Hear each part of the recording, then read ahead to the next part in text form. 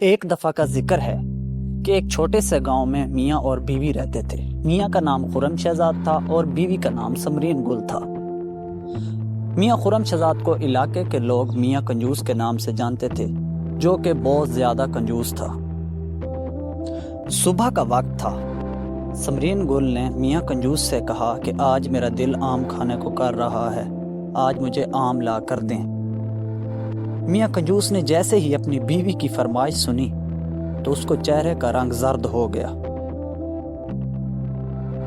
میاں کنجوس نہ چاہتے ہوئے بھی اپنے گھر سے باہر نکلا اور مارکیٹ میں جا کر آم کے ٹھیلے والے کے پاس گیا اور آم کا دام پوچھے۔ ٹھیلے والے نے بتایا کہ آم 150 روپے کلو ہیں۔ میاں کنجوس نے غصے میں جواب دیا، بھائی اتنے مہنگے دام؟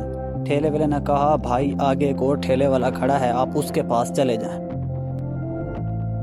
میاں کنجوس آگے چل دیے اور دوسرے ٹھیلے والے کے پاس پہنچے۔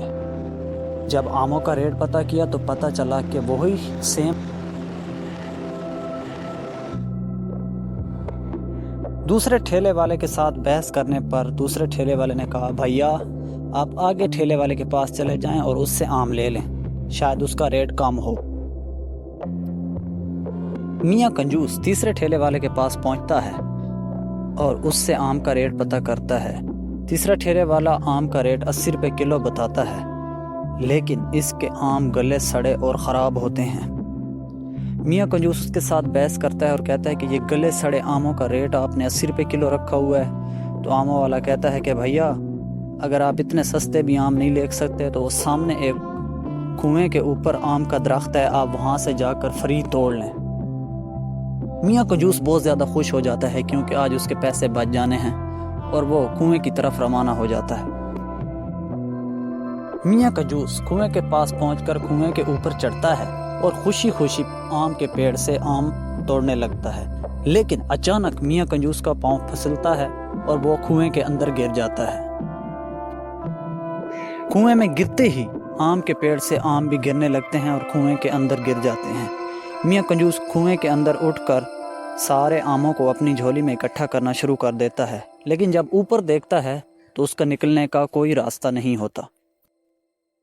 تھوڑی دیر بعد ایک گھوڑا گاڑی والا وہاں سے گزرتا ہے اور کنویں کے اندر دیکھتا ہے تو میاں کنجوس اندر بیٹھا ہوتا ہے۔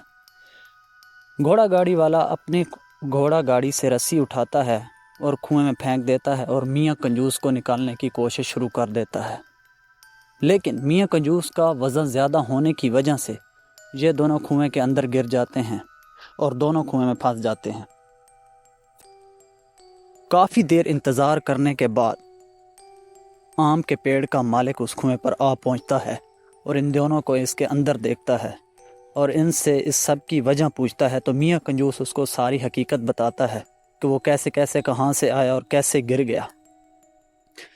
آموں کا مالک میاں کنجوس کے ساتھ وعدہ کرتا ہے کہ میں صرف تمہیں اس صورت میں کنویں سے نکالوں گا کہ اگر آپ 200 روپے ہرجانہ مجھے ادا کریں گے۔ میاں کنجوس نے صورتحال کو مد نظر رکھتے ہوئے ہرجانہ دینے کا وعدہ کر لیا، کیونکہ اب اس کے علاوہ اس کے پاس کوئی حل نہیں تھا کہ وہ کنویں سے باہر نکل سکے۔ تو وعدہ کرنے پر میاں کنجوس کو آم کے پیڑ کا مالک دونوں کو باہر نکالتا ہے اور میاں کنجوس اسی طرح منہ اٹھاتے ہوئے خالی ہاتھ اپنے گھر واپس چلا جاتا ہے۔